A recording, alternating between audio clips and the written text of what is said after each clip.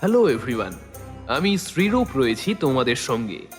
আর তোমরা শুনছো বিভিন্ন রকম ভূতের গল্প দিয়ে সাজানো আমাদের এই audio story series scary tales. আমাদের চ্যানেলে যারা নতুন রয়েছো তাদের উদ্দেশ্যে বলছি, তোমরা যদি বন্ধু আমাদের স্কেরি টেলসকে এখনো পর্যন্ত সাবস্ক্রাইব না করে থাকো তাহলে কি করছো? তাড়াতাড়ি সাবস্ক্রাইব করো। স্কেরি টেলসে আজ তোমরা শুনবে শর্মিষ্ঠা চ্যাটার্জির কলমে একটি হাড় হিম করা গ্রাম বাংলার ভূতের গল্প, শাঁখ চুন্নির কবলে। আজকের গল্প পাঠে রয়েছে সঞ্জয়, গল্পের সূত্রধার আমি শ্রীরূপ। শুরু হচ্ছে স্কেরি টেলসের আজকের গল্প, শাঁখ চুন্নির কবলে।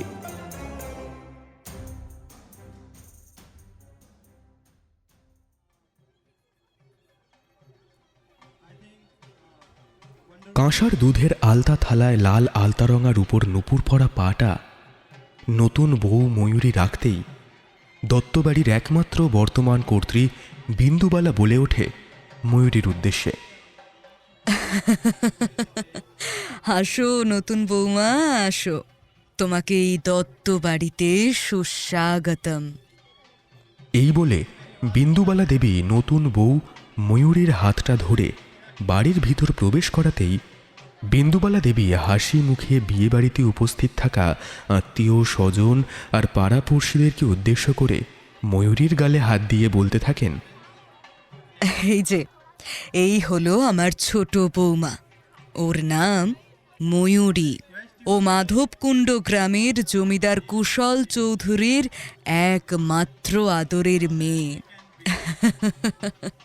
আর আজ থেকে ও এই বাড়ির ছোট বৌমা, আমার ছোট ছেলে অনির্বাণের স্ত্রী।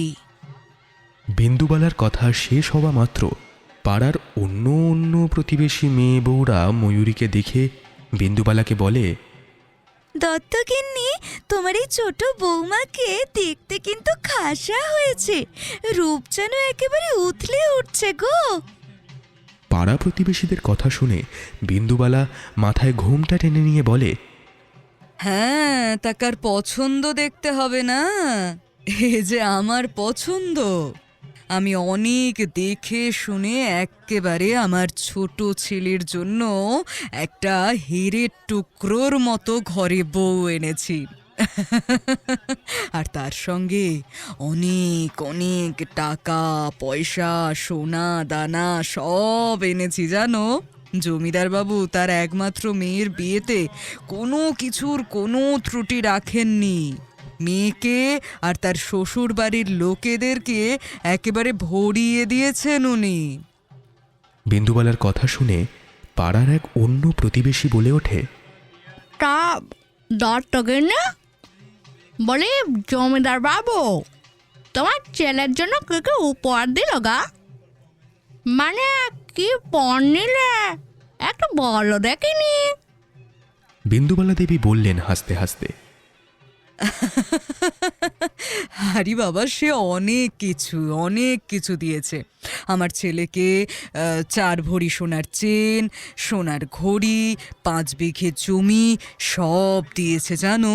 এছাড়া মেয়েকে তো গা ভর্তি সোনা গয়না, আর আমাদের বাড়ির মেয়েদের সবাইকে শাড়ি গয়না আর পুরুষদের একটা করে সোনার চেন আর ধুতি পাঞ্জাবি দিয়েছে। এছাড়া কলকাতার নামকরা দোকান থেকে দামি দামি সব মিষ্টি, ওদের বাগানের গাছের নানা ধরনের সব ফল সব দিয়েছে, একেবারে ভরিয়ে দিয়েছে। বিন্দুবালা দেবীর কথা শুনে পাড়ার সেই বউটা বলে ওঠে গালে হাত দিয়ে, ও বাবা, আগো বলে তোমাদের তো জিনিসে একেবারে ভরিয়ে দিয়েছে গো তোমাদের ছোট ছেলের শ্বশুর বাড়ির লোকেরা। কপাল করে একটা শ্বশুর বাড়ি তোমার ছেলে পেয়েছে বটে। হ্যাঁ গা, আর তোমার ছেলে তো ভাগ্য একেবারে খুলে গেল গা। পাড়ার সেই বউটার কথা শুনে বিন্দুবালা বলল, হ্যাঁ, তা যা বলেছ গো, একদম ঠিক কথা বলেছ। আমার ছেলের দিকে এতদিন পর মা লক্ষ্মী ফিরে দেখেছেন, এইটাই আমার ছেলের সৌভাগ্য গো, এইটাই আমার ছেলের সৌভাগ্য।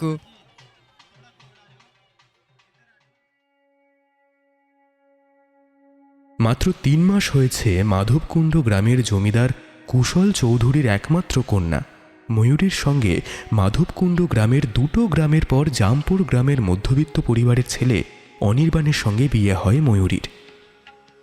ময়ূরী জমিদার বাড়ির মেয়ে হলে কি হবে, মধ্যবিত্ত পরিবারের বিয়ে হয়ে বউ হয়ে এসে সে যে জমিদার বাড়ির মেয়ে, তার মধ্যে যে জমিদারি রক্ত বইছে তার কোনো জমিদারির অহংকার ভাব ছিল না। সে সবসময় শ্বশুরবাড়ি এসে শ্বশুরবাড়ির লোকজনদের সঙ্গে খুব ভালো ভদ্র নম্র ব্যবহার করত, আর সেই সঙ্গে বাড়ির গুরুজনদের খুব শ্রদ্ধা ও সম্মান করত। ময়ূরী জমিদার বাড়ির মেয়ে হলে কি হবে, সে ছিল সংসারের সব কাজে কর্মে পারদর্শী। এক কথায় বলা যায় ময়ূরী রূপে লক্ষ্মী আর গুণে সরস্বতী। কারণ বিয়ে হয়ে আসার পর থেকে ময়ূরীর শাশুড়ি বিন্দুবালা ওঠার আগেই রোজ ভোরবেলায় ঘুম থেকে উঠে স্নান সেরে বাড়ির 40 বছরের প্রতিষ্ঠিত রাধা গোবিন্দর মন্দিরে গিয়ে নিজের হাতে ফুল তুলে ফল কেটে নিজের হাতে সব পুজোর জিনিসপত্র গুছিয়ে পুজো করত। তারপর পুজো সেরে নিয়ে নিজের হাতে বাড়ির সবার জন্য প্রতিদিন নানান ধরনের জলখাবার থেকে শুরু করে দুপুরের নানান ধরনের খাবারের পদ রান্না করত। তারপর সন্ধ্যা হলেই রাধা গোবিন্দর মন্দিরে গিয়ে নিজের হাতে আরতি আর ঠাকুরের ভোগ দিত। এছাড়াও অনির্বাণ কাজ থেকে ফিরলে তাকে চা জলখাবার থেকে শুরু করে রাতের খাবার পর্যন্ত গুছিয়ে দিত। এক কথায় বলতে গেলে ময়ূরী অনির্বাণের খুব যত্ন করত। এছাড়া ময়ূরী শ্বশুরবাড়িতে এসে প্রায় 1 মাসের মধ্যেই শ্বশুরবাড়ির সব লোকেদের মন জয় করে নেয়।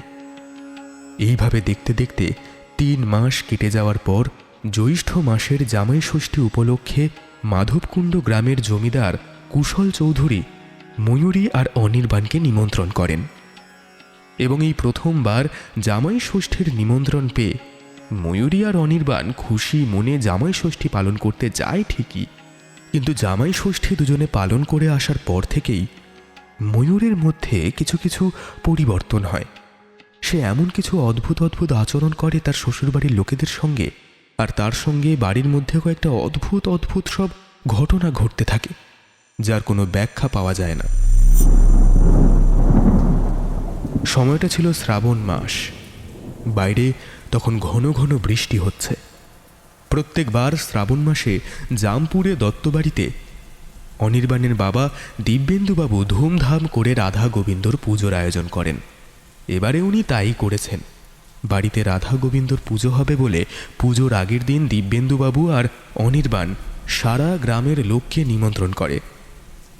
পুজোর আগের দিন সন্ধেবেলা অনির্বাণের বড় বৌদি মায়াকে বিন্দুবালা দেবী পঞ্চপ্রদীপে তেল ভরতে ভরতে বলেন, আচ্ছা বড় বৌমা, মন্দিরে পুজোর আয়োজনে বাড়ির সবাইকে দেখছি, অথচ ছোট বৌমা ময়ূরী কোথায় গেল বলো তো?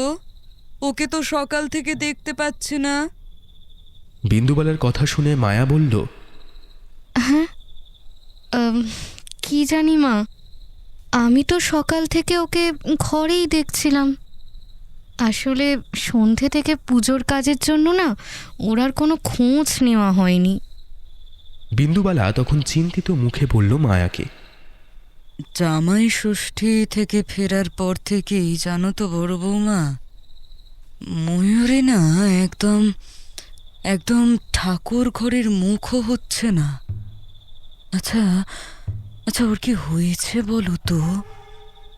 আমি এর মধ্যে জিজ্ঞেস করেছিলাম ময়ূরীকে যে ময়ূরী, আগে তো তুমি ঠাকুর ঘরে কত যেতে আসতে, কিন্তু এখন যাচ্ছ না কেন? কিন্তু এর উত্তরে জানো তো কিছু বলল না আমায়। বিন্দুবালার কথা শুনে মায়া বলল, না না মা, আপনি কিছু চিন্তা করবেন না। ওর হয়তো মাসিক হয়েছে, তাই এদিকে আসছে না। দেখবেন কদিন পর ও ঠিক মন্দিরে এসে রাধা গোবিন্দর সেবা করবে। ভয় পাওয়ার কিচ্ছু হয়নি। মায়া ও বিন্দুবালার কথার মাঝেই ইতিমধ্যেই এসে হাজির হয় বিন্দুবালার ছোট মেয়ে মালিনী। মালিনী এসে মায়াকে বলে, বড় বৌদি, ও বড় বৌদি, আরে তোমাকে না বর্দা অনেকক্ষণ ধরে ডাকছে। ওর হিসেবের খাতাটা খুঁজে পাচ্ছে না তো, তাই শোনো না, তুমি একটু গিয়ে খুঁজে দাও না গো। মালিনীর কথা শুনে মায়া মন্দির ছেড়ে বেরিয়ে যায়। যেই বাড়ির ভেতরে ঢুকতে যাবে হঠাৎ শুনতে পায় খামার বাড়ির ভেতর থেকে মুরগির ডানা ঝাপটানোর আওয়াজ, আর সেই সঙ্গে মুরগির চিৎকার। খামার বাড়ির ভেতর থেকে মুরগিগুলোর এই ধরনের আওয়াজ আসতেই মায়া কি একটা সন্দেহ হতেই এগিয়ে যায় হ্যারিকেনের আলো নিয়ে, কারণ খামার বাড়িটা ছিল বাড়ির একটু পিছন দিকে। মায়া খামার বাড়ির সামনে দাঁড়িয়ে জানালায় চোখ রাখতেই টিমটিমে হালকা হ্যারিকেনের আলোয় খামার বাড়ির ভিতর যা দেখে তা হলো ছাদ সমান এক লম্বা মতো মহিলা চুল ছেড়ে দাঁড়িয়ে আছে এবং তার দুটো হাত লম্বা করে বাড়িয়ে খাঁচা থেকে মুরগিগুলো বের করে নিয়ে কচমচ করে চিবিয়ে চিবিয়ে খাচ্ছে আর অট্টহাসি করে হাসছে। মহিলাটি পিছন ফিরে খাচ্ছিল বলে মায়া তার মুখটা দেখতে পেল না, কিন্তু মহিলাটির পিছন দিক দেখে মনে হচ্ছিল খামার বাড়ির ভিতর যেন ময়ূরী দাঁড়িয়ে আছে ও এই সব কাণ্ড ঘটাচ্ছে। খামার বাড়ির ভিতর এই ধরনের অপ্রত্যাশিত দৃশ্য দেখে মায়া সেইখান দিয়ে কাঁপতে কাঁপতে চলে আসে ঠিকই, কিন্তু বাড়ির দালানে উঠতে গিয়ে মায়া জ্ঞান হারিয়ে পড়ে যায়, দাঁতে দাঁত লেগে যায়। বেশ 1-2 ঘন্টা পর মায়াকে মন্দিরে আসতে না দেখে বিন্দুবালা মন্দির ছেড়ে উঠে মায়াকে যেই ডাকতে যাবে, দেখে কি বাড়ির একতলা দালানে মায়া অজ্ঞান হয়ে পড়ে আছে, দাঁতে দাঁত চেপে। মায়াকে এই অবস্থায় পড়ে থাকতে দেখে বিন্দুবালা দেবী ভয়ে চিৎকার করে ওঠেন, ওগো ওগো, কে কোথায় আছো গো? তাড়াতাড়ি আসো, তাড়াতাড়ি আসো সবাই, তাড়াতাড়ি এদিকে আসো, দেখো দেখো বৌমা অজ্ঞান হয়ে পড়ে গেছে, দেখো, আসো আসো আসো।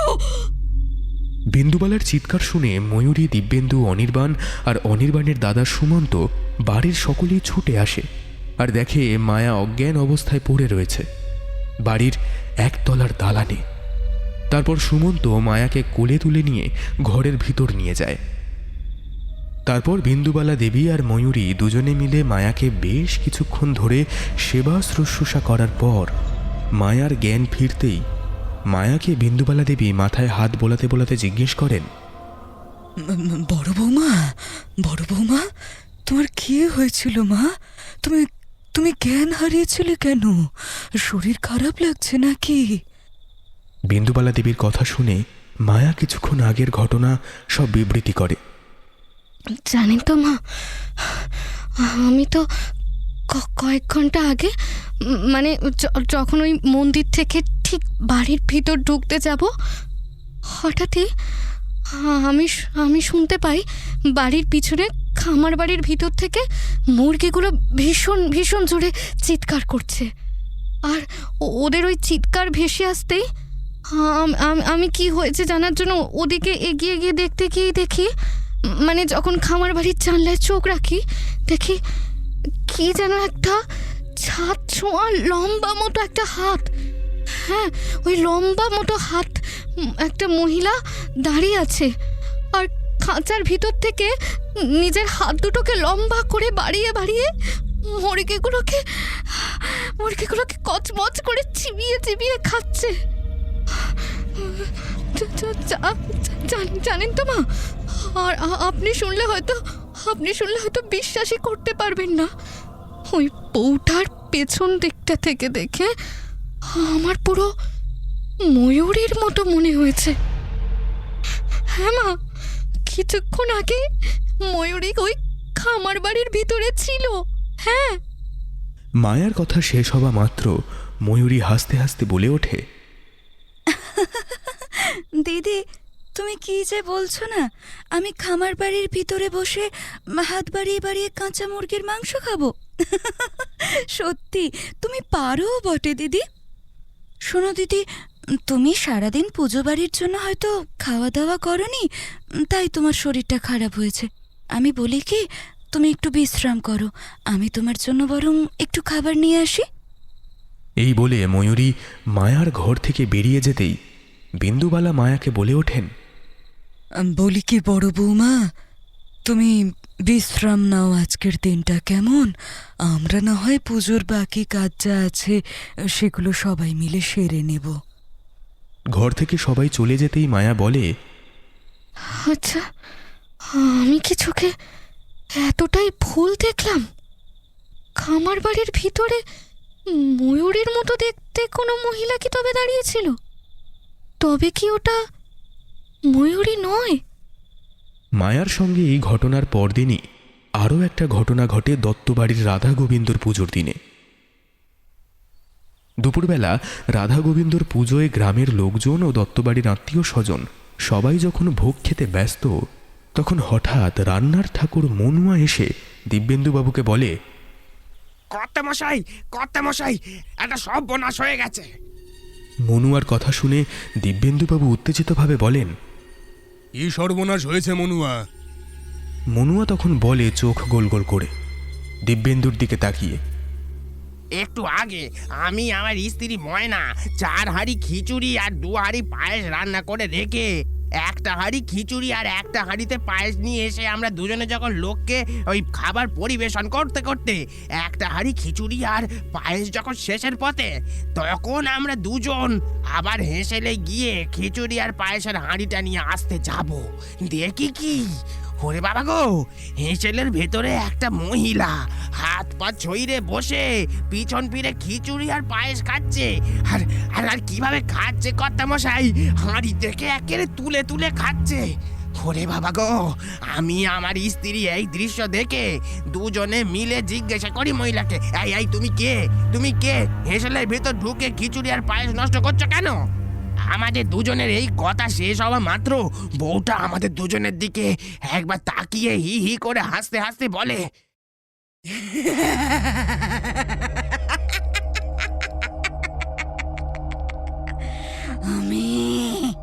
আমি ফিরে এসেছি, আর ফিরে এসেছি তখন আমি এই বাড়িতে কাউকেই সুখে শান্তিতে থাকতে দেব না।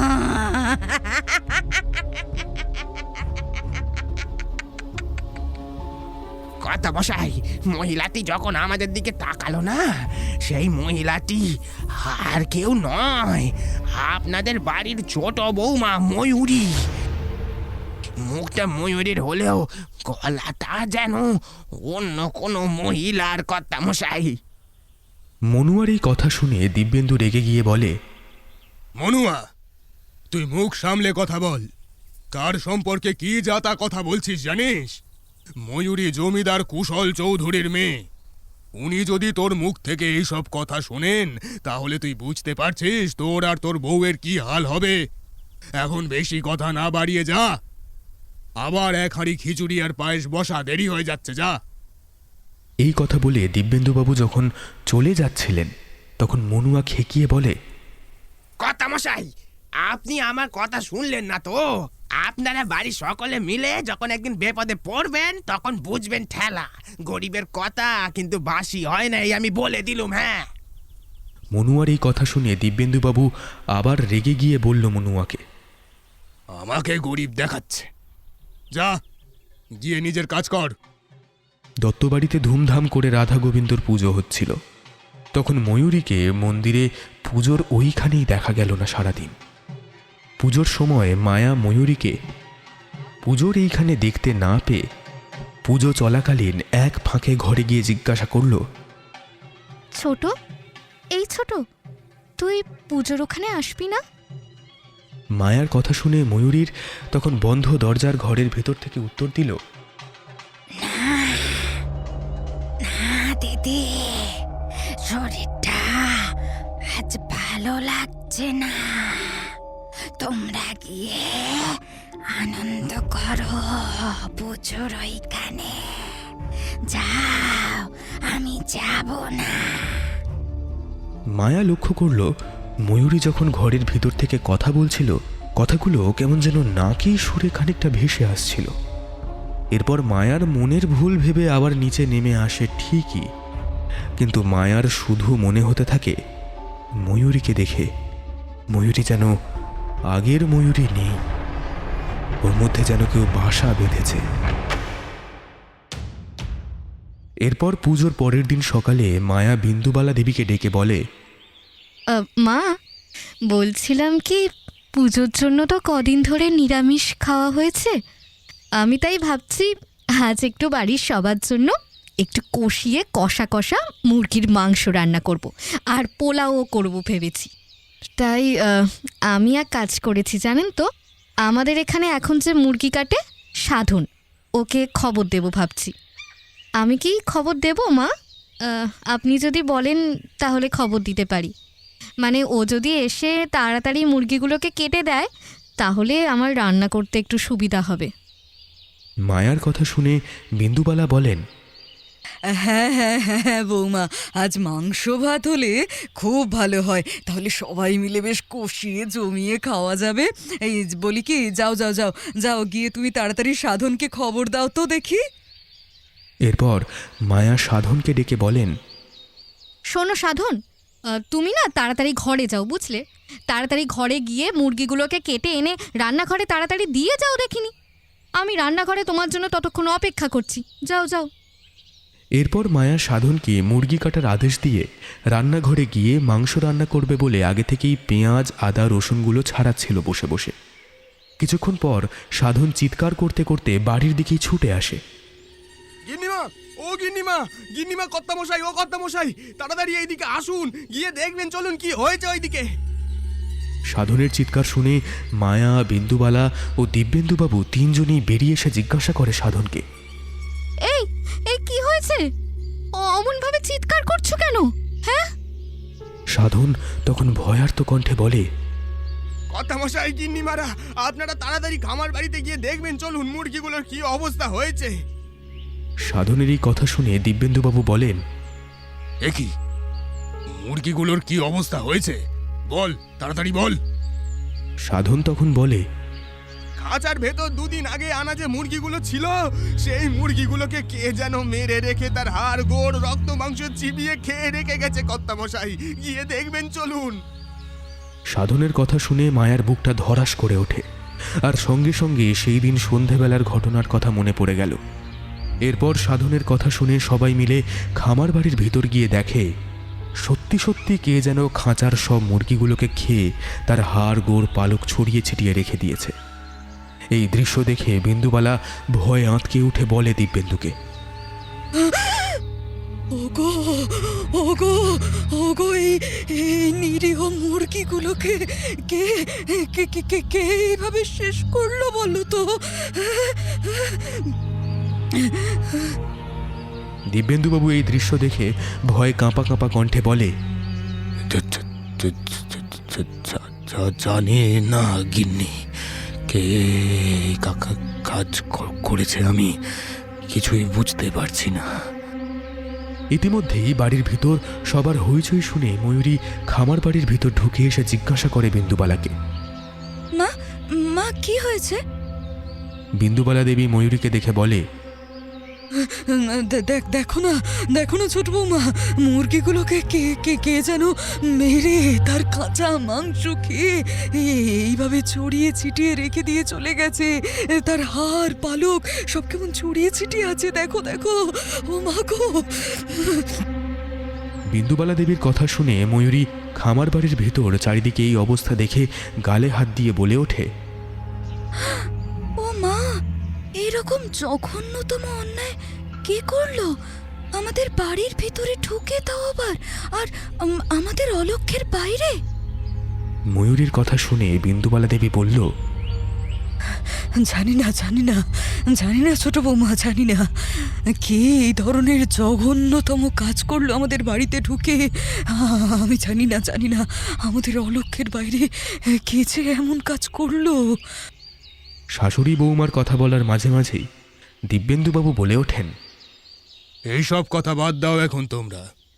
সাধন, এই সাধন, খামার ঘরটা পরিষ্কার করে তুই আবার বাজার থেকে 5টা মুরগি কিনে আনতো দেখি। আর বিন্দু আর বড় বৌমা, তোমরা দুপুর বেলাটা কোনো রকমে চালিয়ে নাও। সাধন মুরগি আনলে রাতে তোমরা মাংসটা রান্না করো, কেমন? দিব্যেন্দুর কথা শুনে মায়া বলে, আচ্ছা ঠিক আছে বাবা। বিকেলের দিকে সাধন মুরগিগুলো কেটে মাংসগুলো ছাড়িয়ে বড় বড় দুটো ডেচকিতে যখন রান্নাঘরে রেখে গেল, তখন ময়ূরী ডেচকিতে মাংসগুলো দেখে মায়াকে বলল, দিদি দিদি তুমি ঘরে গিয়ে বিশ্রাম নাও, আমি মাংসটা বরং রান্না করছি। ময়ূরীর কথা শুনে মায়া বলল, হ্যাঁ এই ছোট, তুই মাংস রান্না করবি? হ্যাঁ রে, এই কি হয়েছে তোর? তুই না বলিস তোর মাংসের গন্ধ সহ্য হয় না? মায়ার কথা শুনে ময়ূরী খিক খিক করে হেসে জবাব দেয়,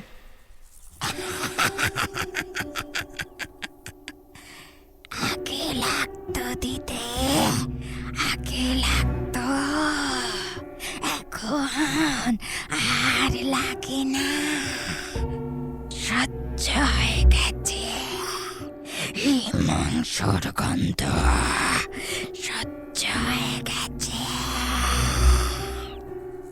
ময়ূরীর কথাগুলো আবার কেমন যেন মায়ার নাকি সুরে লাগলো। ময়ূরী যেন কথা বলছে না, ময়ূরীর ভিতর থেকে অন্য কেউ যেন কথা বলছে। এরপর ময়ূরী মায়াকে বলল, দিদি তুমি যাও, আমি এদিকটা সব সামলে নিচ্ছি। এই বলে ময়ূরী জোর করে মায়াকে রান্নাঘর থেকে ঘরে পাঠিয়ে দেয়।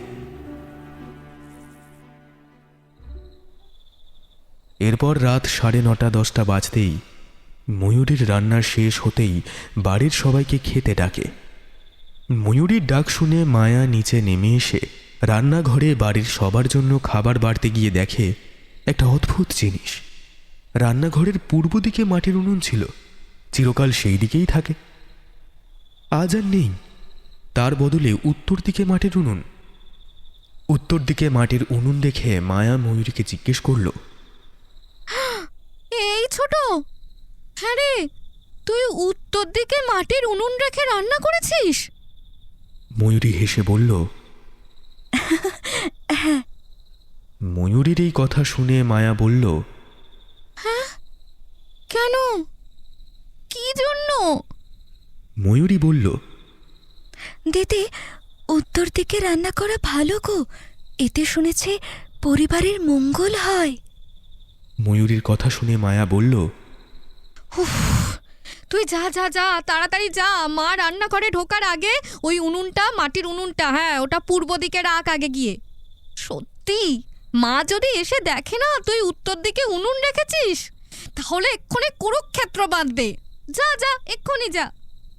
এই কথা বলতে বলতে মায়া উত্তর দিক থেকে মাটির উনুনটা সরিয়ে পূর্ব দিকে সরিয়ে রেখে বলল ময়ূরীকে, শোন ছোট, তুই না আর কখনো উত্তর দিকে মাটির উনুন রেখে রান্না করবি না, ঠিক আছে? তুই জানিস না ছোট, উত্তর দিকে মুখ করে শ্রাদ্ধানুষ্ঠানের সময় মৃত ব্যক্তি আর আত্মাদের খেতে দেওয়া হয়।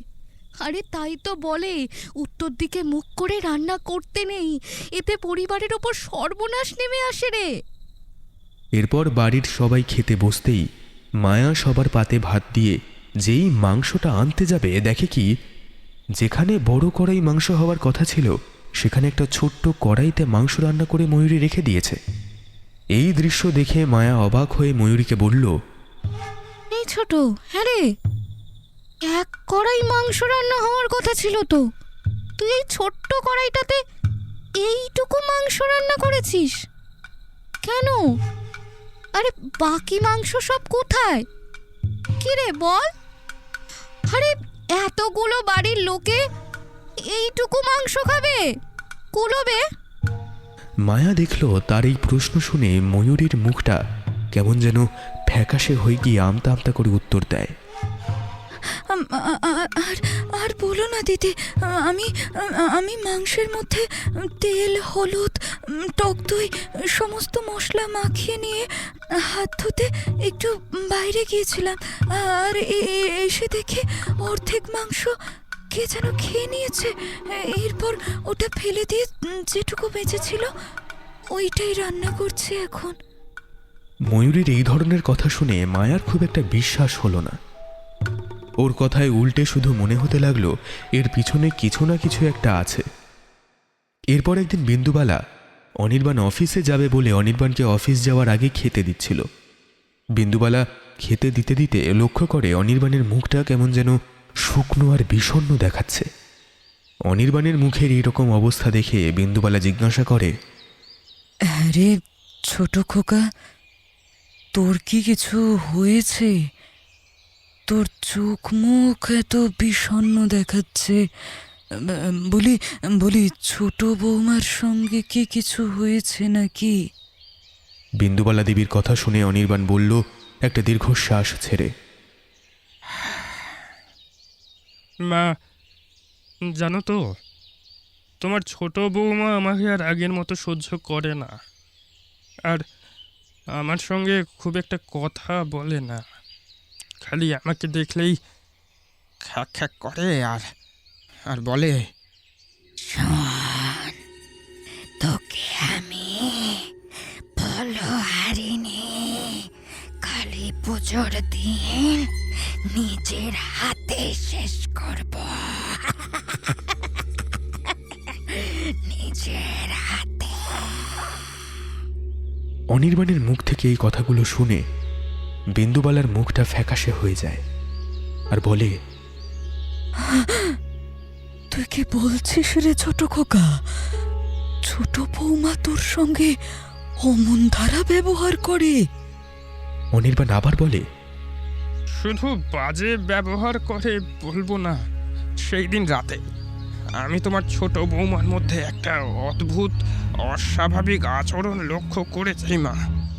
আর আর ওর এই অদ্ভুত অস্বাভাবিক আচরণ দেখে মনে হয়েছে ওর মধ্যে ও নেই, ওর মধ্যে যেন অন্য কেউ অশরীরী আত্মা বা প্রেতিনী বাসা বেঁধেছে মা। অনির্বাণের এই কথা শুনে বিন্দুবালা বলে ওঠে, আচ্ছা আচ্ছা, তুই তুই ছোট বৌমার মধ্যে ঠিক কি ধরনের অদ্ভুত অস্বাভাবিক আচরণ দেখলি? সব আমাকে একটু খুলে বল তো বাবা, একটু খুলে বল।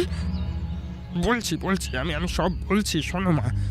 সেই দিন রাতে আমি যখন কাজ থেকে বাড়ি ফিরি, বাড়ির পিছনের পুকুর পাড়ে স্নান করতে যাব, দেখি কি পূর্ণিমার গোল চাঁদের আলোয় পুকুরের পাড়ে সামনে যে তাল গাছটা আছে, সেই তাল গাছ বেয়ে কি যেন একটা টিকটিকির মতো নেমে আসছে। আমি প্রথমে বুঝতে পারিনি, তারপর কিছুটা এগোতেই দেখি কি তোমার ছোট বৌমা ময়ূরী টিকটিকির মতো করে নেমে আসছে তাল গাছ বেয়ে, দুটো হাতেই ভর দিয়ে মা। এই দৃশ্য দেখে আমি ভয় ওইখান থেকে ঘরে আসতেই দেখি ময়ূরী আমার জন্য চা আর সন্ধেবেলা জল খাবার নিয়ে বসে আছে, আর আমাকে স্নান করে না আসতে দেখে বলে ওঠে, কি গো, তুমি স্নান করবে না? আমি তখন ঘরে ওকে দেখে এতটাই ঘাবড়ে যাই যে ওর সঙ্গে শুধু আমার কথা বলার সাহস হলো না।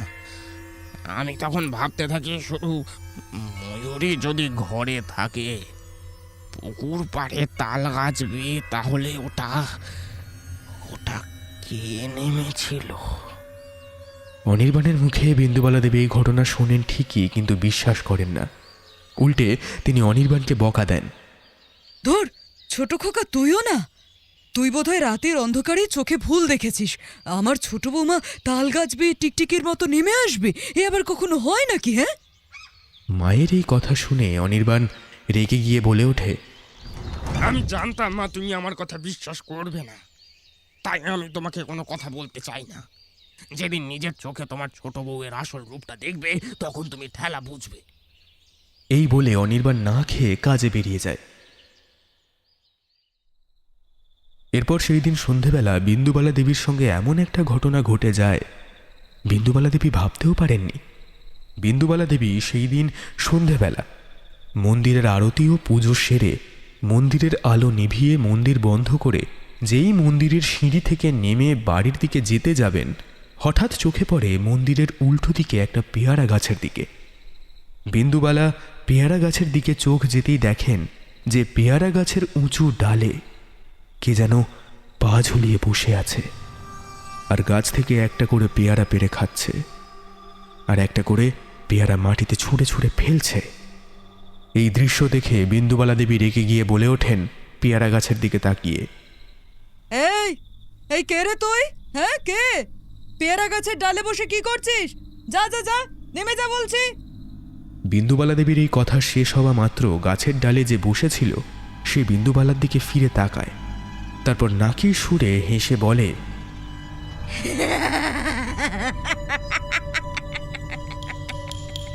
কি গো তুমি আমাকে চিনতে পারলে না?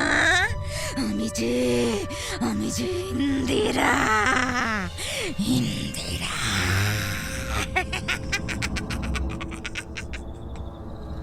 এরপর বিন্দুবালা দেবী দেখেন পেয়ারা গাছের ডালের উপর আর কেউ বসে নেই, যে বসে আছে সে হলো তার ছোট বৌমা। ময়ূরী বসে থাকলেও তার গলা থেকে অন্য মহিলার গলা বেরোচ্ছে। এই দৃশ্য দেখে বিন্দুবালা দেবী যেই ভয় পালিয়ে আসতে যাবেন অমনি সঙ্গে ময়ূরীর গাছের ডালে বসে হি হি করে হাসতে হাসতে তার দুটো লম্বা লম্বা হাত বাড়িয়ে বিন্দুবালাকে একবার শূন্যে তুলে নিয়ে ছুঁড়ে মন্দিরের দরজার সামনে ফেলে দিতেই বিন্দুবালা ছিটকে পড়ে গিয়ে একটা বিকট চিৎকার করে সঙ্গে সঙ্গে জ্ঞান হারান। বিন্দুবালার এই চিৎকার শুনে বাড়ির সবাই ছুটে এসে দেখেন মন্দিরের সামনে বিন্দুবালা মাথা ফেটে অজ্ঞান অবস্থায় পড়ে রয়েছে। এরপর বিন্দুবালাকে সবাই মিলে ধরে হাসপাতালে নিয়ে যায় ঠিকই, কিন্তু জ্ঞান ফিরতেই বিন্দুবালা দেবী শুধু মুখে একটাই কথা বলেন, ইন্দিরা ইন্দিরা ফিরে এসেছে। বিন্দুবালা দেবীর মুখ থেকে এই কথা শুনে অনির্বাণ আর দিব্যেন্দুর মুখটা ফ্যাকাশে হয়ে যায়। এই ঘটনার পর বিন্দুবালা দেবী পুরোপুরি শয্যাশায়ী হয়ে যায়। এই ঘটনার দুদিন পর মায়া রান্নাঘরে রান্না করতে করতে মনু আর বউ ময়নাকে বলে, জানিস তো ময়না, আমার না মনে হয় মা সেদিন এমনি এমনি সিঁড়ি থেকে পড়ে যায়নি। হ্যাঁ রে, আমার মনে হয় মায়ের সঙ্গে সেদিন এমন কিছু অপ্রত্যাশিত ঘটনা ঘটেছিল, মানে এমন কিছু অদ্ভুত ঘটনা ঘটেছিল যার জন্যেই মায়ের আজ এই অবস্থা হয়েছে। মনু আর বউ ময়না তখন শিল নোড়ায় মশলাগুলো বাটতে বাটতে বলে, বৌদিমণি, তুমি যদি কিছু মনে না করো আমি একখানা কথা বলবো। মায়া বলল, হ্যাঁ, কি কথা রে, বল। ময়না মশলা বাটা ছেড়ে উঠে গিয়ে রান্নাঘরের বাইরের চারিদিকটা তাকিয়ে একবার বলল, বড় বৌদি, আমার মনে হয় জানো তো গিন্নিমার এই অবস্থার জন্য না হয়তো তোমাদের ছোট বৌদিমণি। তাই গো, কেন বলো তো? আমার না ওই ছোট বৌদিমণির আব্বা খুব একটা ভালো লাগে না। হ্যাঁ গো, ওরে দেখে মনে হয় ওর ভেতরে পেতনি বর করেছে। হ্যাঁ। ময়নার মুখে ময়ূরীর সম্পর্কে এই কথা শুনে মায়া বলে, তুই একদম ঠিক বলেছিস, আমারও তাই মনে হয়। কিন্তু মায়ার মুখে কিন্তু শুনে ময়না বলে, কিন্তু কি গো বৌদিমণি? মায়া বলে, না মানে দেখ, ময়ূরীর মধ্যে যে পেতনি ভর করেছে তা আমরা জানবো কি করে? ময়না মায়ার এই কথা শুনে বলে, বৌদিমণি, আমার সঙ্গে একখানা জায়গায় যাবে? এই সেখানে গেলেই না জানা যাবে ওই ময়ূরী দিদি মানুষ না পেতনি। মায়া বলল, তাই বুঝি? কোথায় রে, কোথায় কোথায় বল। ময়না তখন বলল, আমার এক দুঃসম্পর্কের তান্ত্রিক মামা আছে গো, তার কাছে গিয়ে তাকে এখানে নিয়ে আসলেই জানা যাবে ছোট বৌদিমণি মানুষ না পেতনি। ময়নার মুখে ওর দূর সম্পর্কে তান্ত্রিক মামার নাম শুনে মায়া বলে ওঠে, তা হ্যাঁ রে, তোর ওই দুঃসম্পর্কের তান্ত্রিক মামা মানে যার কথা বলছিস তার নাম কি রে? ময়না তখন ঢোক গিলে বলে, মেঘেশ্বর ব্যানার্জি গো, মেঘেশ্বর ব্যানার্জি। জানো বৌদিমণি, আমি মায়ের মুখে শুনেছি উনি নাকি কবি রাতে বিভিন্ন জায়গায় ওই শ্মশানে টশানে গিয়ে মৃত আধপোড়া দেহের ওপর বসে তন্ত্র সাধনা করে, আবার অশরীরীদের সঙ্গে কথাও বলে গো। ময়নার মুখ থেকে তার মামার সম্পর্কে এই ধরনের কথা শুনে মায়া অবাক হয়ে যায় আর বলে, হ্যাঁ, আমি বরং কালই তোর মামার কাছে যাব। হ্যাঁ, কালই, আমাকে কালই নিয়ে চল। ময়না তখন বলল, আর ঠিক আছে বৌদি, আর তুমি কাল বিকেলে তৈরি হয়ে থেকো, আমি তোমাকে এসে নিয়ে যাব।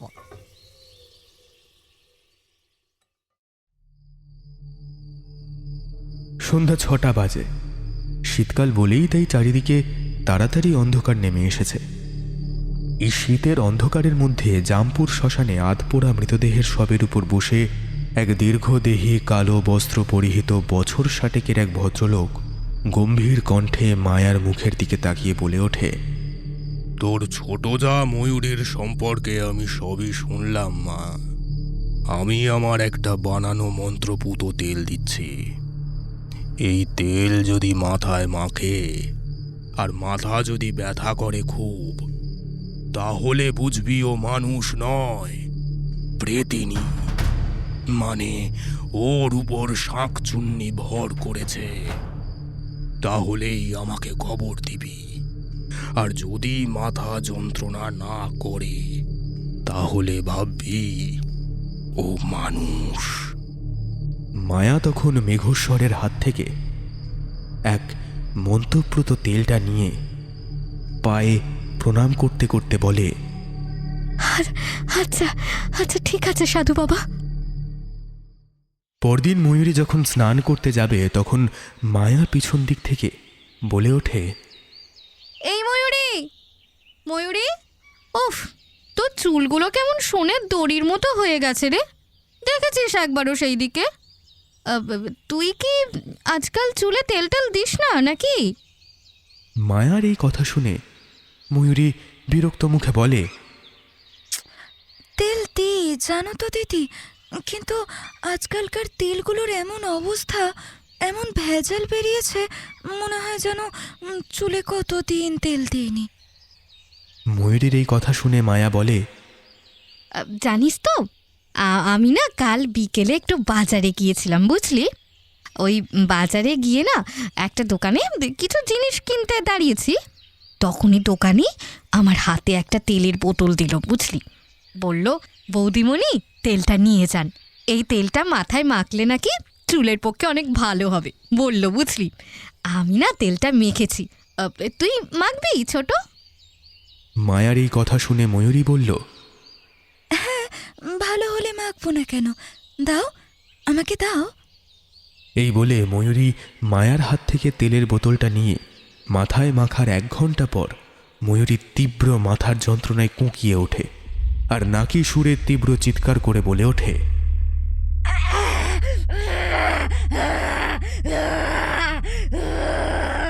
ও বাবা গো, ও মা গো, ও মা গো, আমার মাথাটা যন্ত্রণায় ছেড়ে গেল গো।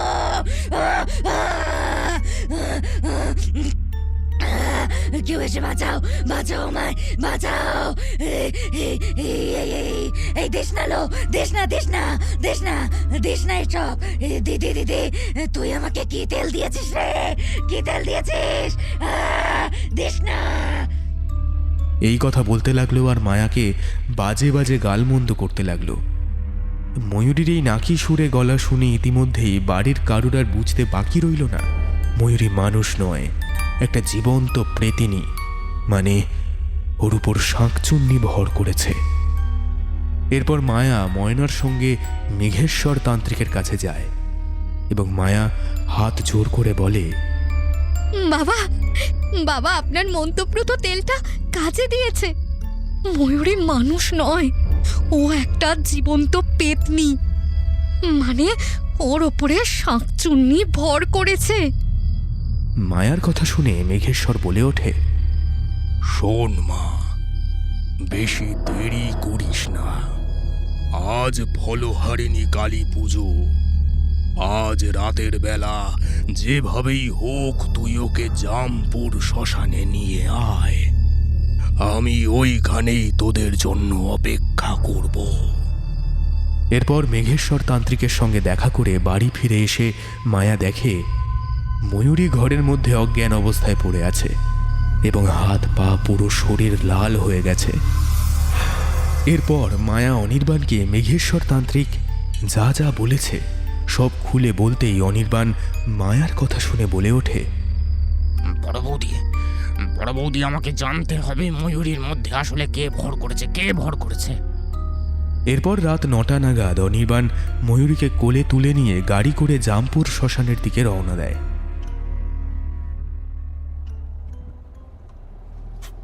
অনির্বাণের সঙ্গে মায়া, ময়না ও দিব্যেন্দু যায় ঠিকই, কিন্তু অনির্বাণ আর দিব্যেন্দুর মুখটা যেন দেখে মনে হচ্ছে ওরা যেন কিছু একটাতে ভয় পাচ্ছে।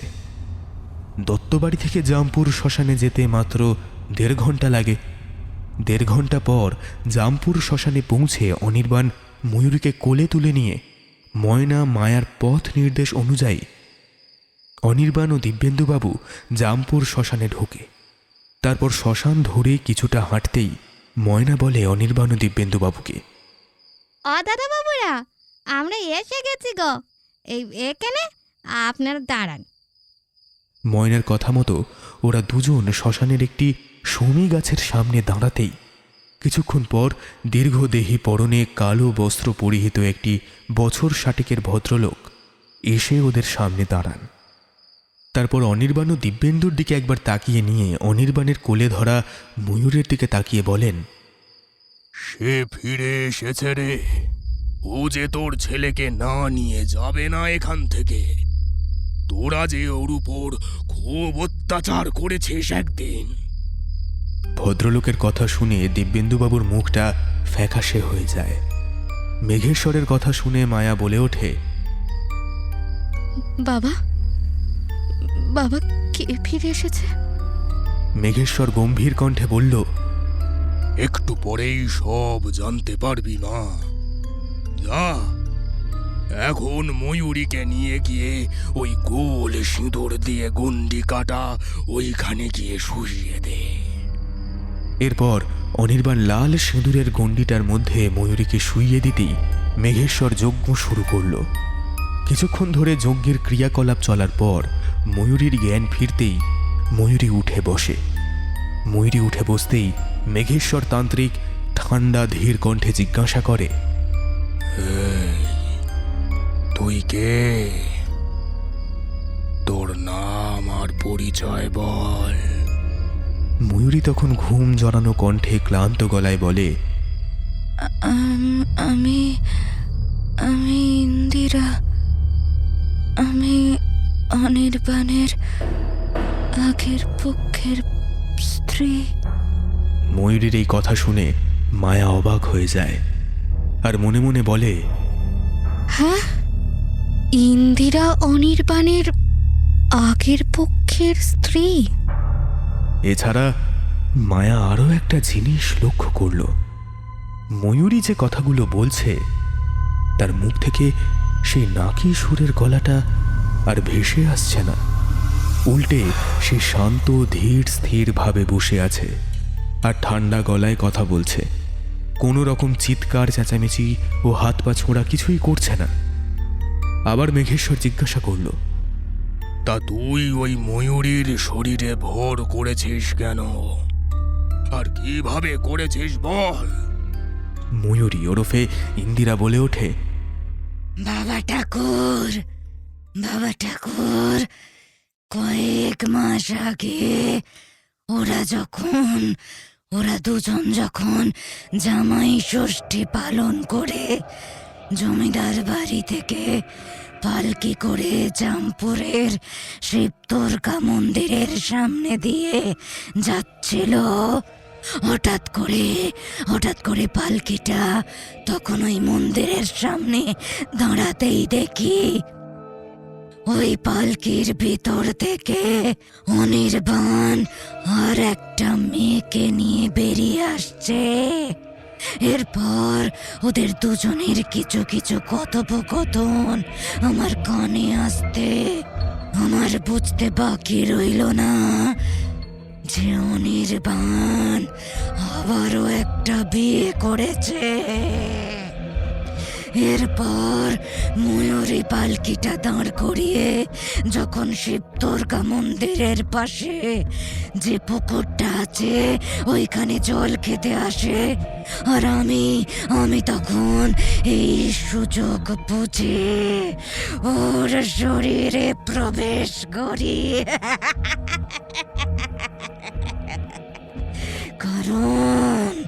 কারণ আমি জানতাম ময়ূরের রাশি হালকা। একমাত্র ওর শরীরে ভর করলেই আমি অনির্বাণকে আর ওর পরিবারকে শাস্তি দিতে পারবো, আর আমার মৃত্যুর প্রতিশোধ নিতে পারবো। ময়ূরী ওরফে ইন্দিরার মুখ থেকে এই কথা শুনে মেঘেশ্বর জিজ্ঞাসা করল, তুই অনির্বাণকে আর ওর পরিবারকে শাস্তি দিতে চাস কেন? ও তোর সঙ্গে কি করেছে? মেঘেশ্বরের কথা শুনে ইন্দিরা ফুঁপিয়ে কেঁদে ওঠে।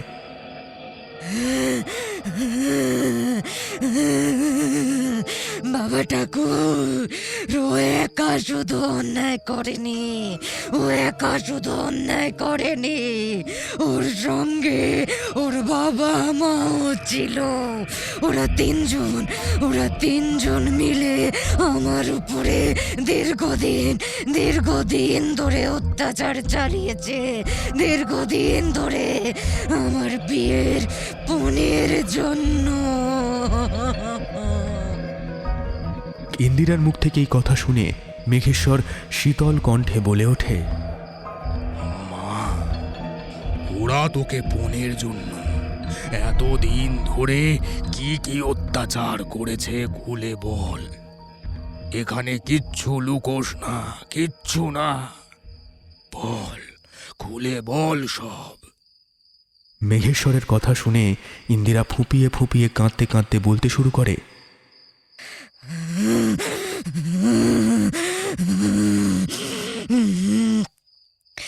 আজ থেকে 8 বছর আগের ঘটনা। তখনও অনির্বাণের দাদার বিয়ে হয়নি, আর মায়া এই বাড়িতে আসেনি বউ হয়ে। অনির্বাণের তখন 20 বছর বয়স। সে সবে কলেজে পড়ছে, আর তার দাদা সবে চাকরিতে ঢুকেছে। আমার তখন 18 বছর বয়স পার হয়েছে বলে আমি কাজ করতে শুরু করি। আমি তখন আমাদের বাড়ির গোয়ালে যে গরু ছিল সেই গরুর থেকে দুধ দুইয়ে বাড়ি বাড়ি গিয়ে দুধ দিতাম। সেই সঙ্গে আমি দত্ত বাড়িতে মানে অনির্বাণের বাড়িতেও দুধ দিতাম। রোজ সকালে এসে এই বাড়িতে দুধ দেওয়ার সূত্র ধরেই আমার অনির্বাণের সঙ্গে আলাপ হয়। আমাদের দুজনের সেই আলাপের পর আমাদের মধ্যে একটা গভীর বন্ধুত্ব তৈরি হয়। তারপর ধীরে ধীরে প্রেম হয়। সেই প্রেমের মধ্যে দিয়ে আমরা একে অপরের দেহের সঙ্গে কতবার যে যৌন মিলন ঘটিয়েছি তা আমরা নিজেরাই জানি না। এরপর কয়েক মাস যেতে না যেতে আমি জানতে পারি আমার গর্ভে ধীরে ধীরে অনির্বাণের সন্তান বেড়ে উঠছে। এরপর আমার এই অবস্থার কথা অনির্বাণকে জানাতেই অনির্বাণ আমাকে আর আমার সন্তানকে প্রথমে অস্বীকার করলেও পরে ধীরে ধীরে আমার শরীরের মধ্যে মাতৃত্ব লক্ষণ ফুটে ওঠায় এবং এবং এবং বাড়ির লোক ও গ্রামের সবার মধ্যে জানাজানি হওয়ার জন্য খানিকটা গ্রামের লোকেদের চাপে পড়ে অনির্বাণ আমাকে বিয়ে করতে বাধ্য হয়।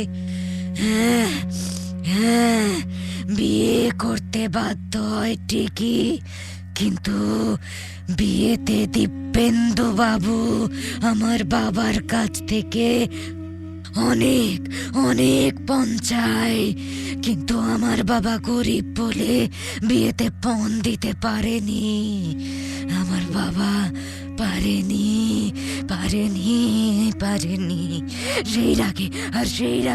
সেই রাগে অনির্বাণ ওর পরিবার আমার বিয়ের পর থেকেই আমার উপর ওরা তিনজন মিলে চরম অত্যাচার করা শুরু করলো।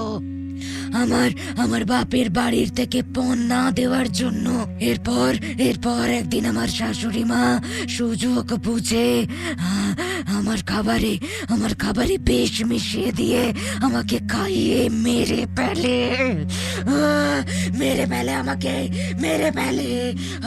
আর আমার দেহটাকে ওরা তিনজন রাতের অন্ধকারে গোপনে লোকচক্ষুর আড়ালে ওই শিব দুর্গা মন্দিরের সামনে যে বড় তেঁতুল গাছটা আছে ওইখানে পুঁতে দেয়। তারপর গ্রামের লোকজন আর আমার বাড়ির লোকেরা আমার খোঁজ করলে আমার শাশুড়ি মা বিন্দুবালা আমার বাড়ির লোকেদের সামনে কাঁদতে কাঁদতে জানায় আমি নাকি নষ্ট মেয়ে, আমি নাকি চরিত্রহীন মেয়ে মানুষ, আমি নাকি অনির্বাণকে ছেড়ে অন্য ছেলের হাত ধরে পালিয়েছি।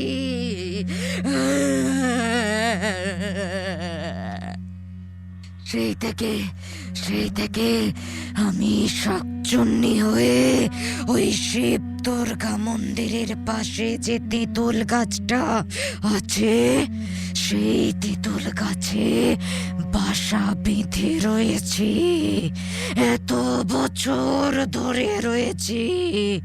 বাবা ঠাকুর, আমার কথা যদি আপনার বিশ্বাস না হয় তাহলে আপনি গিয়ে তেঁতুল গাছের গোড়াটা খুঁড়ে দেখতে পারেন। ইন্দিরার কথা শুনে মেঘেশ্বর বলল, একটা প্রেতাত্মা তার জীবিত কালে ঘটে যাওয়া অস্বাভাবিক মর্মান্তিক দুর্ঘটনা কখনোই মিথ্যে বলবে না, এ কথা আমি জানি। এরপর ইন্দিরার কথা অনুযায়ী মেঘেশ্বর তার একজন লোককে নিয়ে সেই শিব দুর্গা মন্দিরের সামনে তখনই যায় আর গিয়ে দেখে শিব দুর্গা মন্দিরের সামনে একটা সত্যি সত্যি ঝাঁকড়া তেঁতুল গাছ আছে।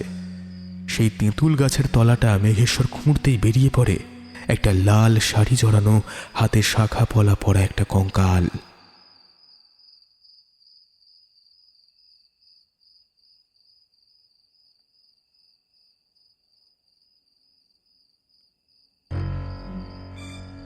আর শাড়ি জড়ানো আর হাতে শাখা পলা পরা কঙ্কালটা দেখলেই বোঝা যাচ্ছে এটা একটা বউয়ের মৃতদেহ।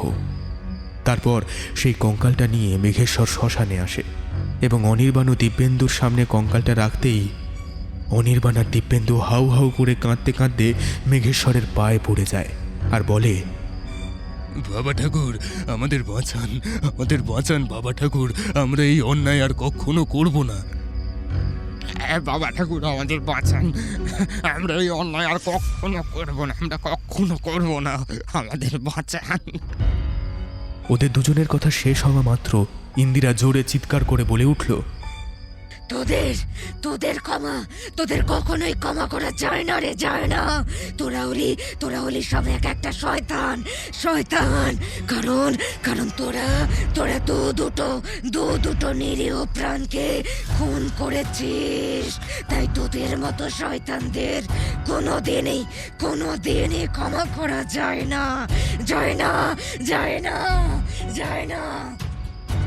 এরপর মেঘেশ্বর তান্ত্রিক ও মায়া ময়নার চোখের সামনে যা ঘটল তা ভীষণ অদ্ভুত। তা দেখার জন্য তারা কেউই প্রস্তুত ছিল না। ঘটনাটা হলো, ময়ূরী ওরফে ইন্দিরা ওর সিঁদুরের গণ্ডির মধ্যে বসে তার দুটো হাত লম্বা করে আস্তে আস্তে বাড়িয়ে যেই দিব্যেন্দু আর অনির্বাণের গলা লক্ষ্য করে টিপতে যাবে, তখন মেঘেশ্বর গর্জন করে বলে ওঠে ইন্দিরার উদ্দেশ্যে, না, কেন বাবা ঠাকুর, আমি আমার মৃত্যুর প্রতিশোধ নেব না, আমি প্রতিশোধ। মেঘেশ্বর বলে ওঠে ইন্দিরার উদ্দেশ্যে, না, তুই ওদেরকে মারবি না। তুই ওই পাপী মানুষগুলোর গায়ে হাত দিয়ে তোর হাতটাকে কেন অপবিত্র করবি? ওদেরকে যা শাস্তি দেওয়ার ভগবান দেবে, তুই নয়। মেঘেশ্বরের এই কথা শুনে ইন্দিরা কিছুক্ষণ চুপ থেকে বলে ওঠে,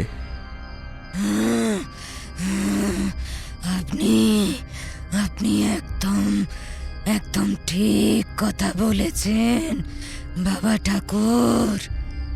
আমি শাস্তি দেওয়ার কে? যা শাস্তি দেওয়ার ভগবান ওদেরকে দেবে। ভগবান ওদেরকে শাস্তি দেবে, ভগবান। এবার শুধু তারই অপেক্ষা করার পালা।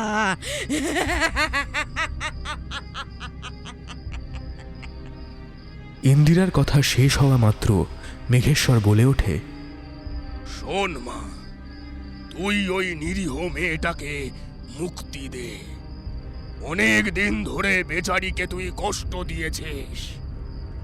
মেঘেশ্বরের কথা শুনে ইন্দিরা বলল, বাবা ঠাকুর, আপনি কিচ্ছু চিন্তা করবেন না। আমি ময়ূরের দেহ ছেড়ে ঠিক 2 মাস পর বেরিয়ে যাব। আপনি শুধু অপেক্ষা করুন।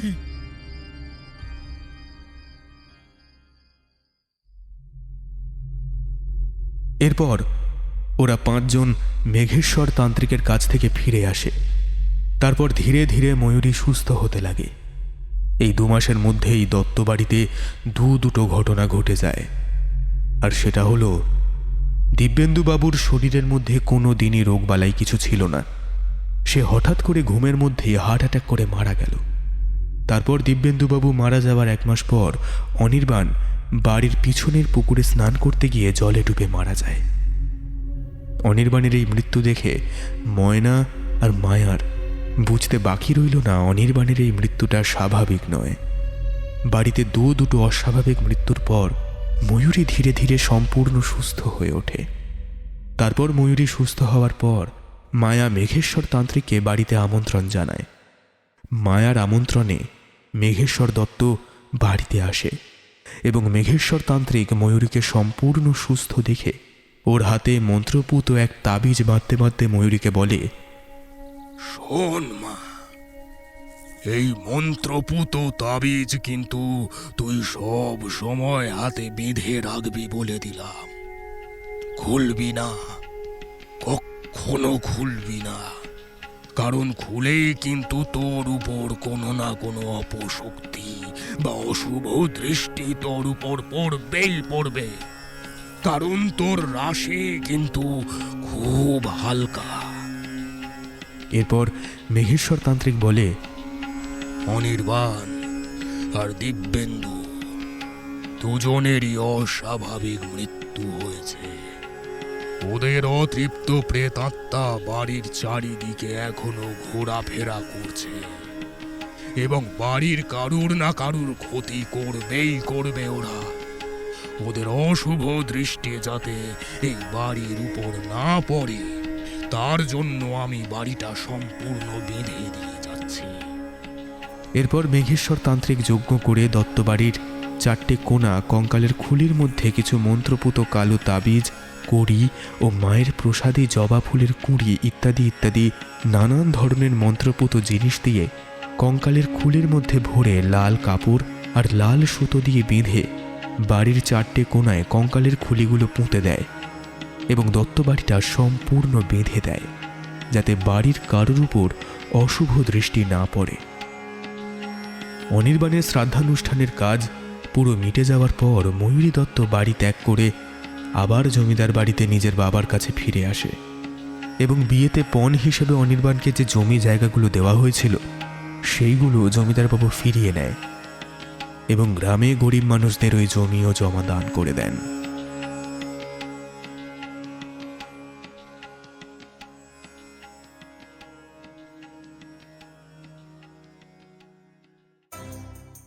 শেষ হলো আমাদের আজকের গল্প শাঁখচুন্নির কবলে।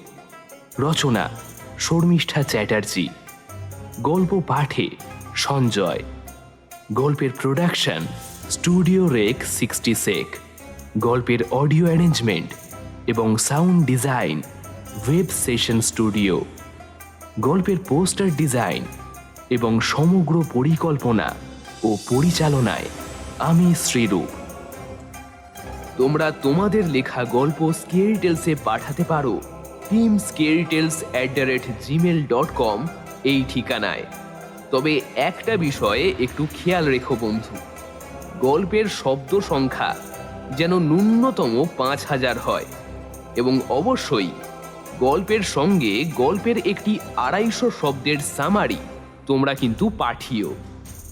তোমরা চাইলে অবশ্যই কিন্তু ফেসবুকে আমার সাথে যোগাযোগ করতে পারো। আমার আইডির লিংক নিচের ডেসক্রিপশন বক্সে আমি দিয়ে রাখলাম। তাহলে কেমন লাগলো আমাদের আজকের গল্পটা তোমাদের? অবশ্যই কিন্তু সবাই কমেন্ট করে জানাও। ভালো লাগলে সবার সাথে গল্পটা শেয়ার করো, গল্পটাকে লাইক করো এবং এরকমই আরও বাংলা হরর স্টোরি শুনতে স্কেরি টেলসকে কিন্তু সাবস্ক্রাইব করো। খুব তাড়াতাড়ি আবারও একটা এরকম রোমাঞ্চকর ভূতের গল্প নিয়ে স্কেরি টেলস কিন্তু হাজির হবে। So stay tuned with us.